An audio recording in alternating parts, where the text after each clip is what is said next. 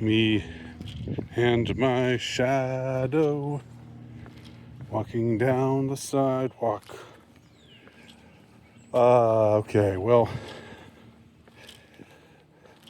I'm going to reflect on a few things here with respect to my the current state, the current juncture of my writing career, my so-called career at this point. I think that I'm at the point where I'm starting to think to myself, well, maybe it's just you're just going to have to wait until 100 years after you're dead for the world to discover you.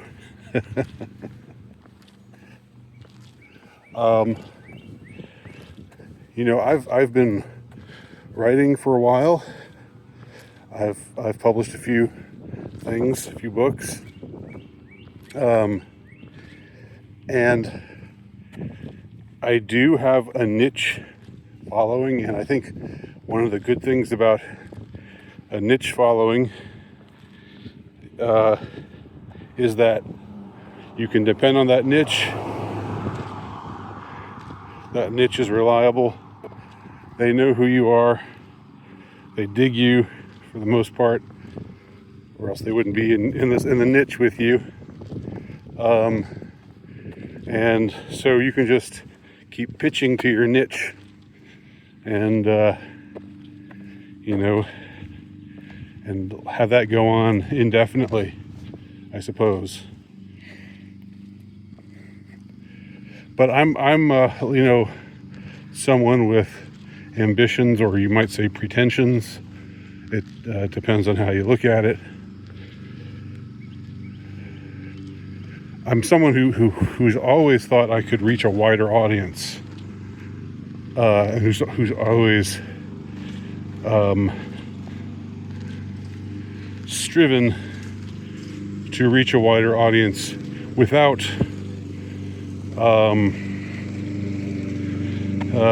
without attempting to pander to what I think the wider audience might want. It's more just that I think I can, I have a certain take on my own worth as a writer. And my take is that I'm good enough, I'm smart enough, and doggone it, people should like me. My take is that I'm worthwhile, and I don't just want to write for the niche. I'm pleased with the niche, and it's great to have them. I don't ever want to sound ungrateful. I don't ever want to sound like I'm turning my back on my origins, or like I'm ashamed to be who I am, or ashamed to have the following, ashamed to be of the whatever tribe that I've been placed into, because we're all a member of some tribe or other. And I think being a part of the just hanging out with Richard Spencer for a few years just kind of sealed the deal for me.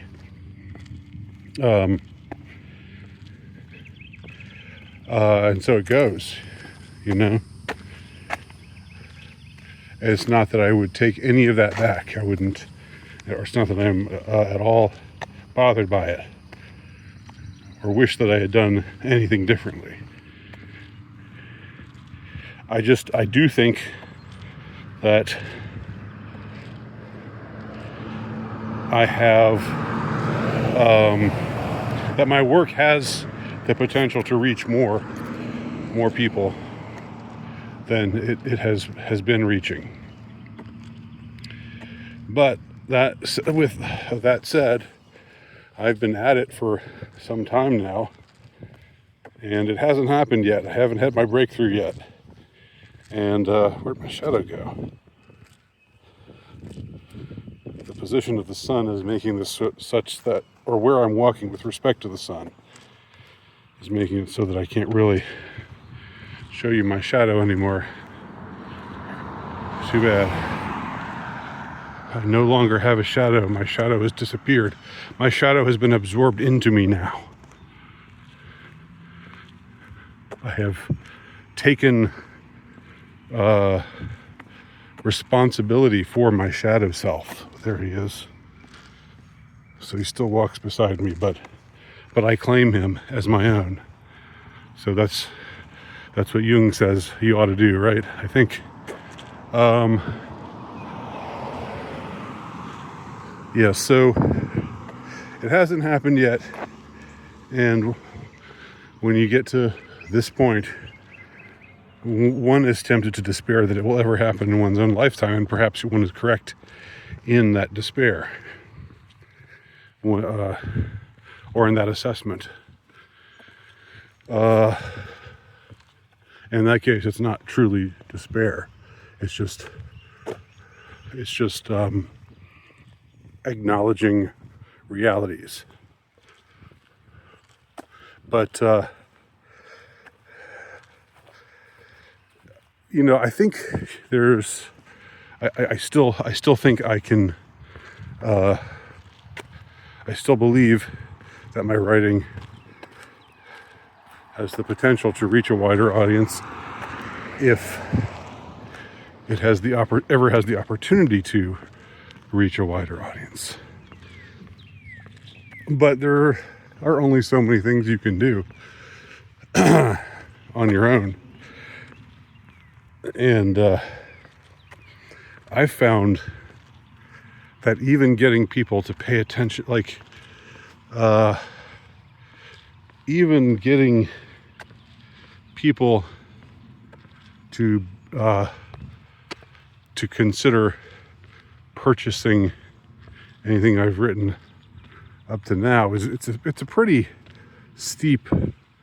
It's like, I don't want to just hawk my wares all the time. I don't want to put on a hard sell. I don't want to shill my stuff annoyingly. But I also, want to be read. So it's a balancing act. You want to let it be known that you are a writer and that you've written these things, and that as a writer you want to be read. I don't know a writer who doesn't want to be read. And the more readers that you have, the better. Now, it could be mo readers, mo problems. I wouldn't know because I've never had that. I've never been in that position. I've never known what it is like to break through and suddenly have wider acclaim and to deal with what comes of that, So there's something, it's of course annoying when you're 54 and you've never had that. If you hear a story of somebody who's 20 who breaks it big and is like, oh, and then suddenly I had more publicity than I knew what to do with, and I never wanted fame. I never asked for fame.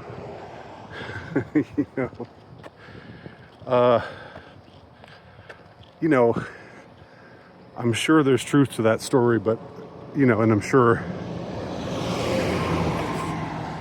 I'm not meaning to be to be dismissive of it, but it's one of those things that if you haven't gotten that experience, if your only experience as a writer has been getting published by niche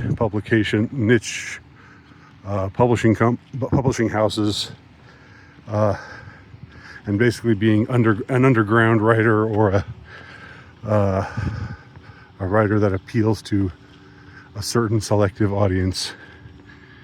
And that's all you've ever really known, except for the notoriety that you've gained as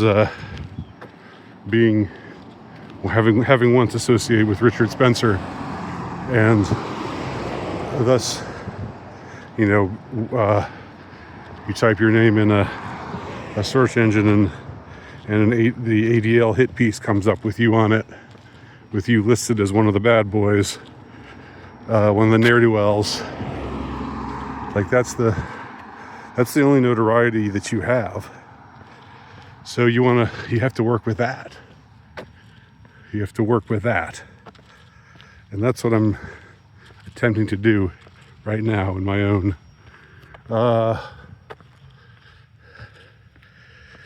hopefully brilliant way, with what I'm writing right now, what I'm working on right now. But I've got a new novel that's going to be coming out, hopefully this summer, maybe in the fall. I don't. The publisher doesn't know the exact date, but I know it's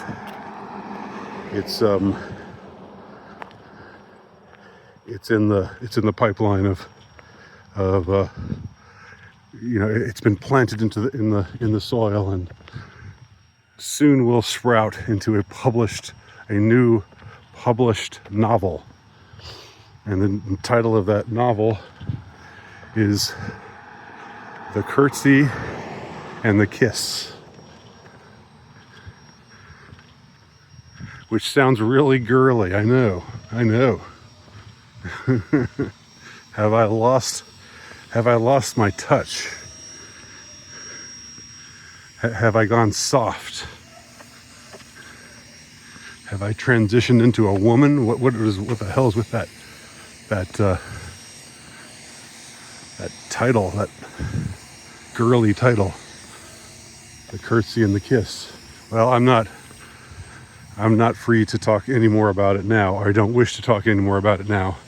But as the time comes closer, I will say more about it.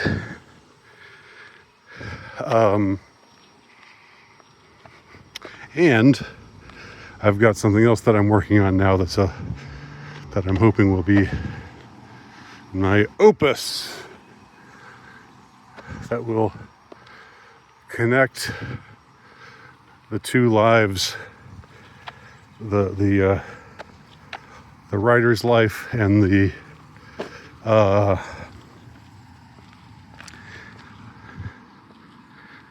life of the imagination. The mundane life of the writer,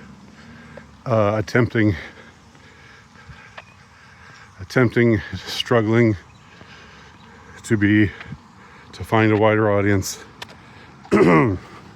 dealing with being pigeonholed and being, to a certain extent, blackballed for having quote unquote unacceptable views or beliefs, or keeping quote unquote unacceptable company. Well, what was really going on that whole time? Soon you all will know. But that's the work I've got going now. The work that I'm in the midst of writing, and it's about my secret life.